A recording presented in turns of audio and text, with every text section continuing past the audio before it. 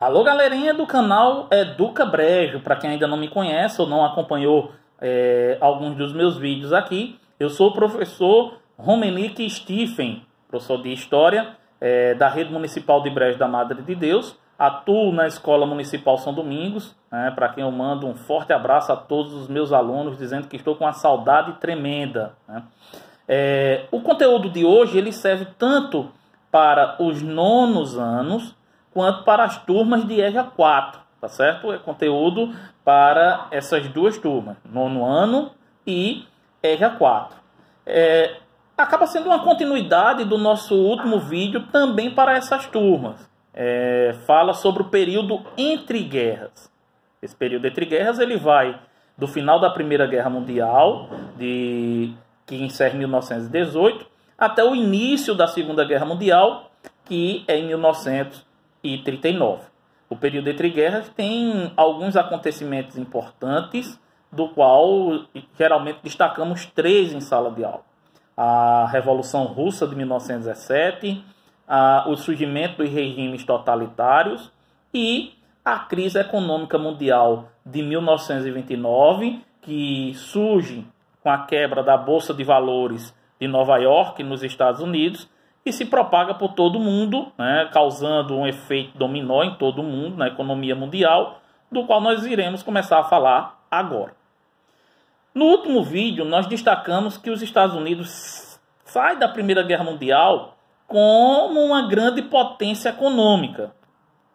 Vimos aqui que, graças à Segunda Revolução Industrial, os Estados Unidos faz parte da Segunda Revolução Industrial, montando um forte parque industrial, e esse parque industrial ele vai crescendo com a Primeira Guerra. Aqui na América não estava ocorrendo conflitos, apesar, como tinha dito no vídeo passado, apesar da guerra ser denominada de Grande Guerra ou de Primeira Guerra Mundial, ela basicamente ocorreu na Europa. Então aqui na América não teve conflitos.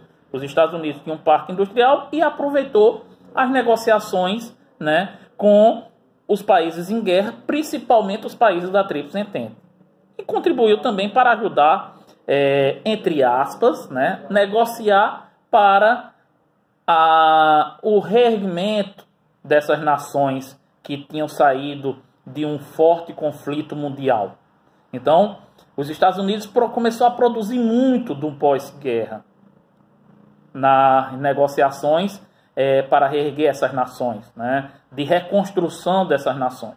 Então, a primeira metade da década de 20 do século passado, ou seja, do século 20, os Estados Unidos produziu demais. Por quê? Porque tinha demanda, tinha quem consumisse. Mas, na segunda metade dessa mesma década, muitas das nações que compravam dos Estados Unidos porque estava se reerguendo no pós-guerra, começaram a recuperar seus parques industriais e não consumia tanto como consumia anteriormente. Então, dentro desse contexto, essas nações começaram a consumir menos, mas os Estados Unidos continuavam produzindo, e isso fez com que gerasse uma superprodução na segunda metade da década de 20 nos Estados Unidos da América. Se há uma superprodução e pouca gente consumindo, vai haver um estoque. Se há um estoque e não está se vendendo, muitas dessas empresas vão começar a demitir, vão começar a quebrar, não vão pagar seus investimentos. Então, o que nós vamos observar é uma quebradeira geral de várias empresas que não pagavam, por exemplo, seus empréstimos aos bancos. Vamos ter também quebradeira nos bancos dos Estados Unidos da América. E atrelado a tudo isso, um forte desemprego, passando da casa dos 10 milhões lá na década de 20. É mais ou menos na nossa região do polo de confecções aqui, isso eu expliquei também nas turmas de EJA, nas nossas aulas remotas, de que nós temos uma grande produção, um grande consumo em larga escala das cidades de nossa região e fora do nosso estado, mas devido a esse período de pandemia nós estamos produzindo menos. Se estamos produzindo menos, tem gente sem trabalhar e tem gente sem ganhar recurso, então não precisa produzir tanto. Seria mais ou menos esse paralelo, minha gente. Repito, é necessário sempre fazer as pesquisas à parte. Aqui não dá para trazer todo o conteúdo, né? Com os meus alunos, venho tentando explicar nas nossas aulas remotas. Isso vai ocasionar, em 1929, a quebra da Bolsa de Valores de Nova York, nos Estados Unidos da América. E aí nós vamos ter o seguinte: os Estados Unidos quebrando, muitas nações que tinham uma dependência econômica dos Estados Unidos ou que comercializavam com os Estados Unidos, sentiram o efeito da crise. Quem tinha uma dependência maior sentiu uma crise maior. Quem tinha uma dependência menor sentiu uma crise menor. Isso ocorre até os dias atuais. Quando uma forte nação, exemplo dos Estados Unidos, da China, tem uma crise, os países que negociam com eles vão sentir o efeito. Vou dar o exemplo aqui do Brasil. Em 1929, 70% da nossa economia era o café. E essa produção de café, 70% nós vendíamos aos Estados Unidos da América. Imagina aí, 70% da nossa principal produção era vendida aos Estados Unidos da América. Quando os Estados Unidos da América quebrou a sua principal bolsa de valores, o Brasil sentiu esse efeito. Porque do dia para a noite o Brasil viu um forte cliente parar de comprar. Então, nós aqui no Brasil sentimos em 1929 a crise econômica dos Estados Unidos da América. Só estou dando o exemplo do Brasil. E afetou politicamente o Brasil, viu? O rompimento da política do café com leite, isso nós vimos em sala de aula ainda, foi ocasionada a crise, devido à crise mundial de 1929. E nos Estados Unidos da América também influenciou fortemente a política.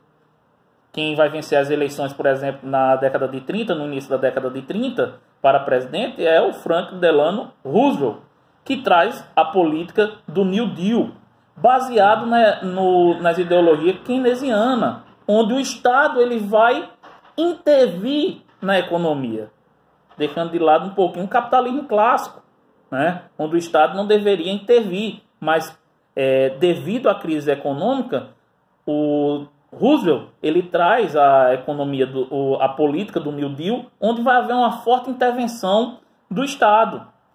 O Estado vai começar a, através de obras públicas, gerar emprego. Construção de escolas, construções de hidrelétrica, construções de pistas, construções de hospitais.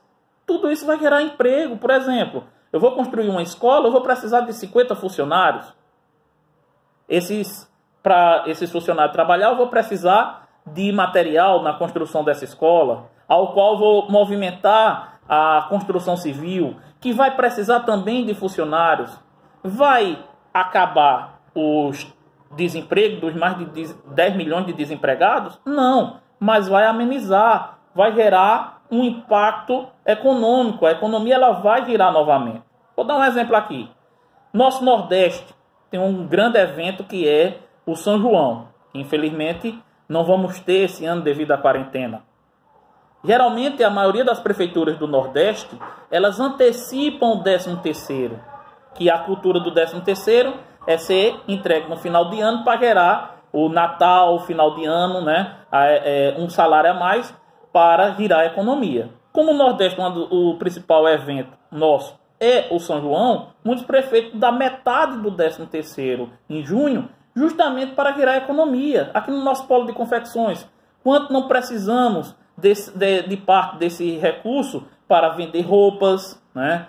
Para ajudar nas festas juninas, o gasoseiro e assim por diante, né? Então, a política do New Deal era através de obras públicas, né? A intervenção do Estado na economia, melhorar, amenizar o impacto da crise econômica de 1929, resolvendo principalmente o problema do mercado interno norte-americano, tá certo? Esses são os principais pontos de hoje. Óbvio que em 9, 10 minutos não dá para tratar sobre todo o tema, por isso que eu sempre digo a vocês, pesquisem de forma paralela para que possamos nos aprofundar nos conteúdos, beleza? Forte abraço a todos, em breve estarei com novos conteúdos dando continuidade à história